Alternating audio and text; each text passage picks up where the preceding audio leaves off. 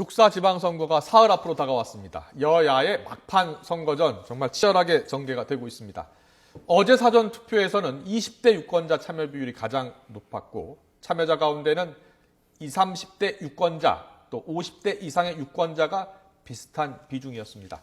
홍익대 정국기 교수 또 정치평론가 이종훈 박사와 함께 사전 투표를 비롯한 지방선거 움직임 상황 분석해 보도록 하겠습니다. 어서들 오십시오. 네. 안녕하세요. 안녕하세요. 네, 안녕하세요. 사전 투표율이 11.49%가 나왔습니다. 정국기 교수님. 네. 11.49%면 역대 최고죠. 역대 최고죠. 예. 이 재보선 두 차례에 이어서 지방선거에서는 이제 처음으로 도입이 됐는데 네. 선거관리위원회가 참 히트를 친 겁니다. 말하자면 네. 유권자들의 의식을 높여서 투표를 제고를 했는데 당일날 또 그 평상시 선거만큼도 나와야 되는데 예. 당일날 조금 줄어들면은 또 그 뭐 효과가 없으니까 예. 당일날도 유권자들이 많이 투표를 해야 되겠죠. 이 11.49%가요. 자, 이종훈 박사님. 네, 보통 지방선거 투표율이 50% 안팎이잖아요. 그러니까 그렇죠. 이 11.49%면 상당히 높은 이 투표율인데요. 연령대별로 그 분석은 어떻게 나왔습니까? 20대가 지금 가장 높은 것으로 이렇게 나왔죠. 20대가 가장 높게 나왔고, 네, 그러니까 자, 20대 인구 중에서 전체 비율로 따져서 한 16% 가까이 이렇게 투표를 한 거로 이렇게 나오고는 있습니다. 네, 지금 볼까요? 20대가 15.97%, 30대가 9.41%, 40대가 9.99%, 50대가 11.53%, 60대가 12.22%고요. 70대가 10%를 기록했습니다. 30대, 40대는 10% 이하네요. 그렇죠? 네, 그렇습니다. 네. 이 사전 투표율을 봤을 때 이게 지금 사전 투표만 봤을 때 네, 여가 유리한 겁니까? 야가 유리한 겁니까?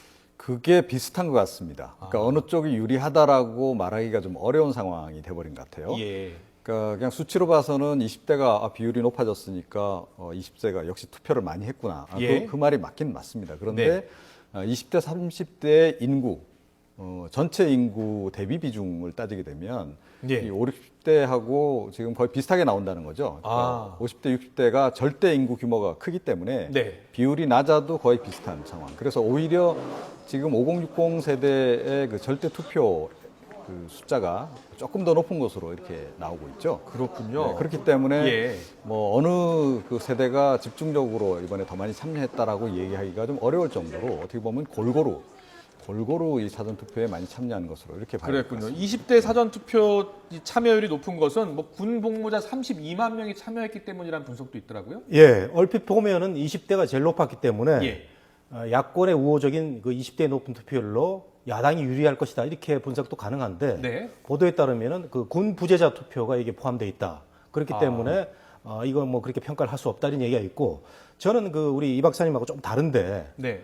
야권이 조금 그 불리합니다 지금. 아, 그렇게 왜냐면요. 보십니까? 예, 예. 예. 왜냐하면은 30대 투표율도 뭐 그렇게 높지 않고 예. 40대도 높지 않고 이 앵그리맘이 있는 세대가 3, 40대거든요. 네, 네. 그다음에 5, 60대는 여전히 그 많이 나왔고 예. 70대도 이게 그 여권 지지층인데 70대는 또 이 고전적으로 당일날 투표를 해야 된다 이런 고정관념 많이 가신 분이 있기 때문에 예. 지금 그 두 당에서 다 엄살을 떨고 있지만 제가 보기에는 여당이 조금 그 유리할 것 같고 야당이 조금 불리한 그런 상황이 아닌가 그렇군요. 생각합니다. 사전 투표 연령별 비중 한번 보시겠습니다.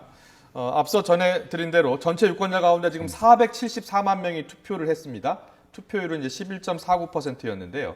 지금 그 11.49%를 나누어서 분석을 해봤더니 20, 30대가 40.3%, 50대 이상이 40.8%고요.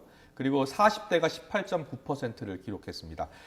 결국은 이 40대가 캐스팅 보트를 쥐는 것 아닐까요? 그렇죠. 예. 네, 그럴 가능성이 이제 높다고 봐야 되겠죠. 이번 네. 선거가 전체적으로 지금 40대가 표심이 어디로 가느냐가 지금 가장 중요하다. 특히 그 40대 여성, 그러니까 이른바 앵그리맘의 마음이 어디로 가느냐가 가장 결정적이다는 얘기를 많이 하는데요. 예. 이 사전 투표에서도 역시 마찬가지 상황이 된 게 아닌가 이렇게 생각을 합니다. 네. 그러니까 40대 저 18점 몇 %, 네. 거기에 표가 과연 여쪽으로 많이 가 있느냐, 야쪽으로 많이 가 있느냐. 그렇군요. 이게 이제 앞으로 중요하게 우리가 봐야 될 대목이겠죠. 네, 이 40대 지금 이제 18.9%인데요. 이 18.9%가 결국은 이번 선거의 승패를 좌우하는 최대 변수가 되겠네요. 그러니까 여기서 18.9%라는 것은 예. 이제 사전 투표한 그 전체 비중 가운데 네. 18.9%라는 얘기죠. 예, 물론 예. 당일날 이제 투표율도 중요한데 역시 그 40대 초반에는 앵그리맘이 있습니다. 예. 앵그리맘들이 이 세월호 참사라든가 여러 가지 문제 때문에 정부 여당에 대해서 매우 비판적이어서 당일날 저는 앵그리맘이라든가 이런 그 야당 우호 세력이 몰려 나온다면은 네. 모르겠는데 사전 투표 상황으로 봐서는 결코 야당이 지금 각계 후보들은 굉장히 약진하고 있지 않습니까? 예. 뭐 그렇게 안심할 수는 없는 상황이 아닌가 생각이 되네요. 그렇군요. 아까 정 교수님은 여당이 약간 좀 유리한 것 아니냐 이렇게 분석을 했는데 지금 여야는 서로 불리하다고 얘기하고 있어요. 네, 그렇죠. 예. 보면 지금 야권에서는 이게 20대 유권자들 가운데 이거 부재자 투표가 상당히 들어가 있기 때문에 불리하다 이렇게 보고 있는 거죠. 네, 그렇습니다. 말들을 지금 그렇게 하고 있는 거죠. 예. 왜냐하면 이제 사전 투표에서 우리가 유리하다라고 얘기하면 지지 세력 중에서 일부가 본선거 때 안 나올 가능성이 있거든요. 예. 뭐 굳이 내가 가서 투표 안 해도 이길 텐데 이런 생각을 가지고 안 나올 가능성이 있습니다. 네. 그렇기 때문에 지금 여야 모두 어떻게 보면 이제 엄살을 떨고 있는 그런 상황이다 이렇게 봐야 되겠죠. 네. 새누리당 보니까요. 최근에 야권 지지 성향을 보이고 있는 40대. 이 40대가 사실상 6대 4다. 그러니까는 지금 여권이 불리하다 이렇게 이야기를 하고 있어요. 결국은 투표 당일날 많이 나와달라는 거겠죠? 그렇죠. 역시 그 40대에서 그 새누리당은 큰 기대는 못할 거예요. 왜냐하면 세월호 참사라는 이런 큰 그 참사 때문에 앵그리맘이 많이 여기 이제 속해 있고 네. 하기 때문에 큰 그 기대를 할 수 없는데 오늘 그 20대에 대해서 높이 나온 거에 대해서는 상당히 그 내부적으로는 뭐 그렇게 불리하지 않다 이런 생각을 할 것 같아요. 그렇군요. 자, 그리고 조금 더 이 선거를 좀 더 깊게 들어가 보도록 하겠습니다. 우리가 이제 조사를 하다 보면은 무응답층이 많이 나오지 않습니까? 그렇죠. 여론조사에 보면. 근데 무응답층이 지금 뭐 조금씩 줄고 있기는 하는데 그래도 한 20%, 30%가 되고 있는 것 같아요. 지금 볼까요? 서울 같은 경우에는요. 무응답층이 21.8%고요. 인천이 21%, 경기가 많습니다. 33%입니다. 그런데 이 가운데 자, 투표 의향을 물어봤더니 자, 열어주시겠습니까? 투표 의향? 예. 국민일보 조사인데요. 서울은 75%, 인천은 85.6%, 경기는 80.8%. 이 무응답층이 이렇게 투표를 하겠다라고 이야기를 했습니다. 자, 이 무응답층.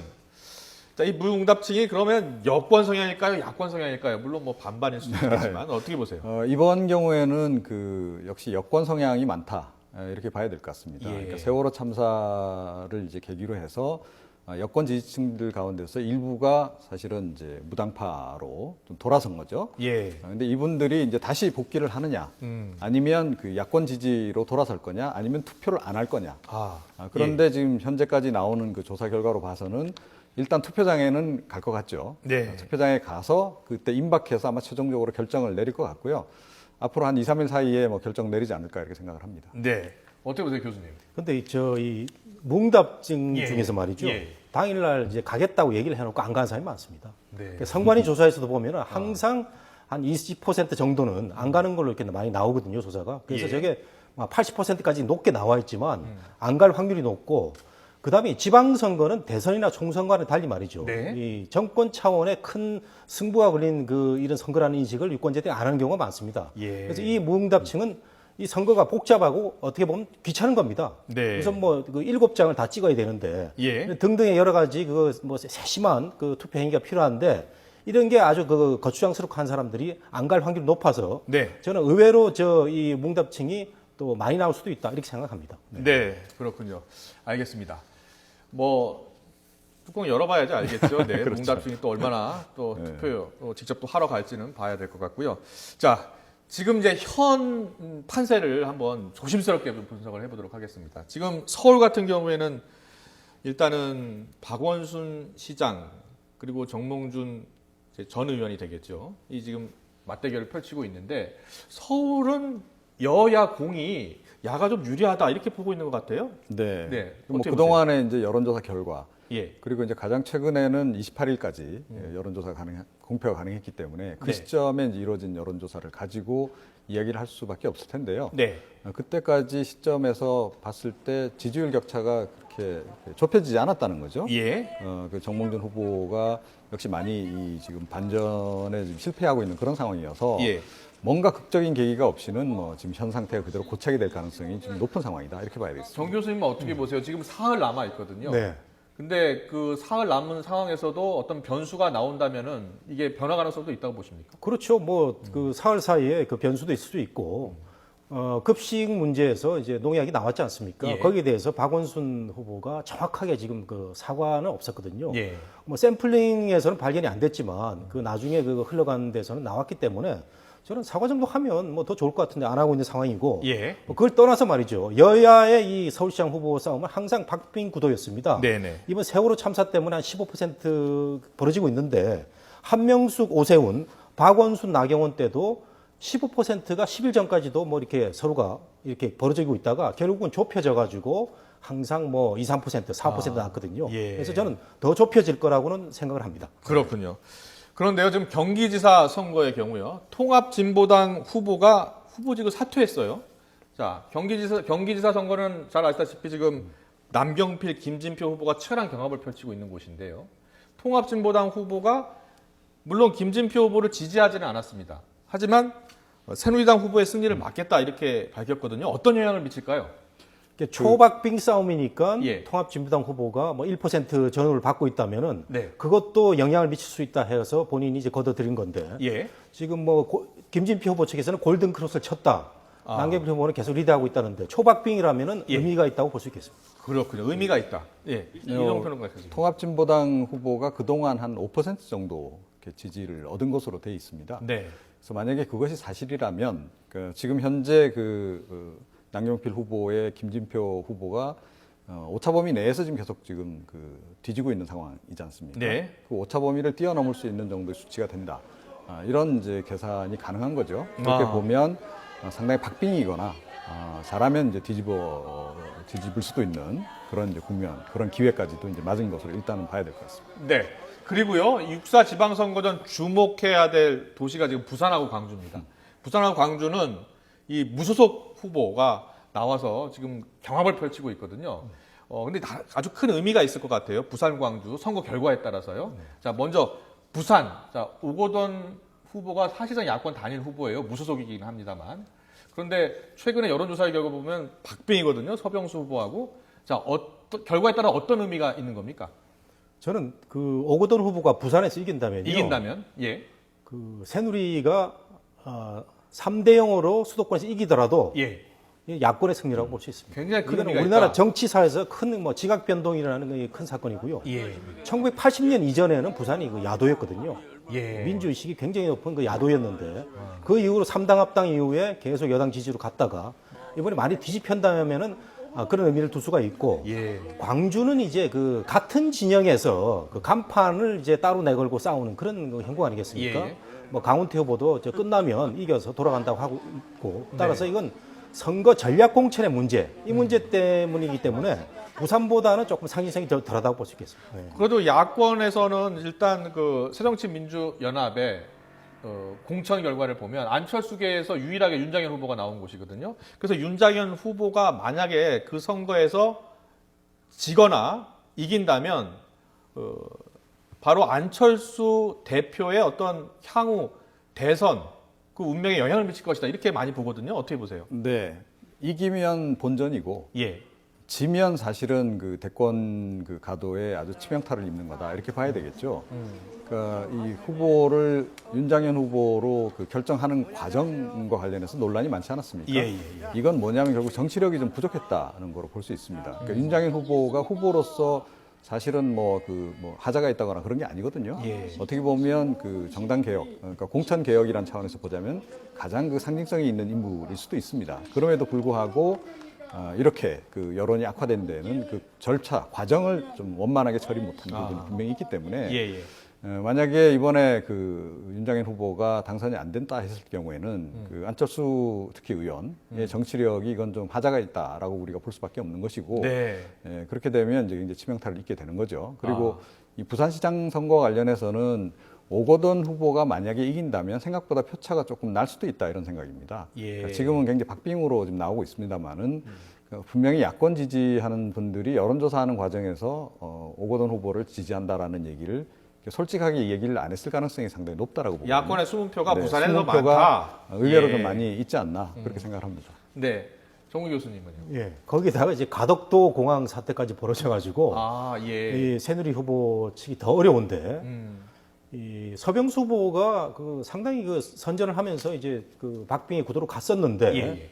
최근에 가덕도 공항을 그 유치를 하겠다 해가지고 상대적으로 이 가덕도 공항이라는 문제는 영남의 신공항 문제는 풍성함 같은 겁니다. 한쪽에 누르면 한쪽 튀어나오거든요. 예. 결국은 대구에서 이제 김부겸 후보하고 권영진 후보가 벌인 이 싸움에서 또 권영진 후보가 또 난리가 나가지고 이렇게 공방을 벌이고 있는데 예. 이런 뭐 그 이슈도 좀 있고 네. 어쨌든 부산의 그 야성 강한 그 유권자들의 표심이 상당히 네. 작용할 걸 보이는데 만일의 결과가 새정치연합 쪽으로 간다면 저는 그 광주나 그 수도권 결과와는 달리 정말 새정치연합이 새정치연합은 아니죠. 네. 그 무소속이지만 그 야권 지형에서 새롭게 그 교두보를 확보한 큰 그 정치 그 이정표가 될 것이다 이렇게 보고 싶습니다. 네.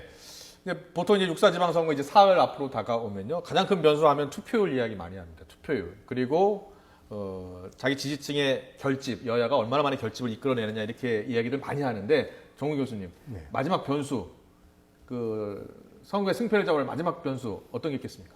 저는 그 안대희 그 사태가 지나간 얘기지만 변수가 될 수 있다고 봅니다. 왜냐하면 예.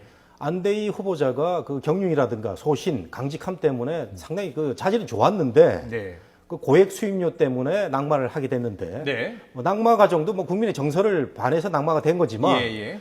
여권 지지자들 가슴 속에는 아까운 사람인데 야당이 너무 몰아붙여가지고 청문회도 아마 안 해보고 물러나겠다 이런 그 여권 지지자들 결집이 있을 수가 있어서 네. 그 박빙의 구도에서는 조금 영향을 미치지 않을까 이렇게 생각이 됩니다. 그렇게 보시는군요. 네. 이종훈 박사님은요? 예, 우선 신임 총리 변수가 여전히 남아 있다라고 봐야 되겠죠. 예. 그러니까 신임 총리 그래서 그 지명을 좀 선거 뒤로 미뤄라. 예. 지금 야권에서 그렇게 요구하고 있는 상황이죠. 그게 이제 한 변수고요.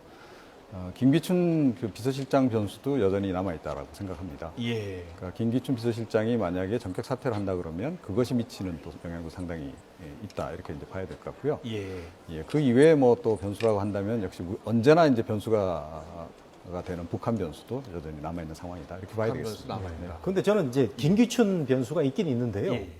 그 야당이 김기춘 실장에 대해서 더 이상 몰아붙이는 게 결코 그 야당한테 유리하지 않다. 그래서 야당 지도부도 지금 알고 있다고 합니다. 그래서 예. 그 공격을 좀 낮추자, 수위를 낮추자 이런 속도 조절론 이야기 나온다. 그런 얘기가 있습니다. 그리고 예. 한 가지 더 중요한 변수가 예, 남아 예. 있네요. 그 예. 유병헌 회장 그 변수도 남아 있다 이렇게 봐야 되겠습니다. 유병헌 회장 예. 변수까지. 알겠습니다. 변수 참 많습니다. 사흘 앞으로 다가온 지방선거 전망해봤습니다. 홍익대 정국희 교수님 그리고 정치평론가 이종훈 박사였습니다. 잘 들었습니다.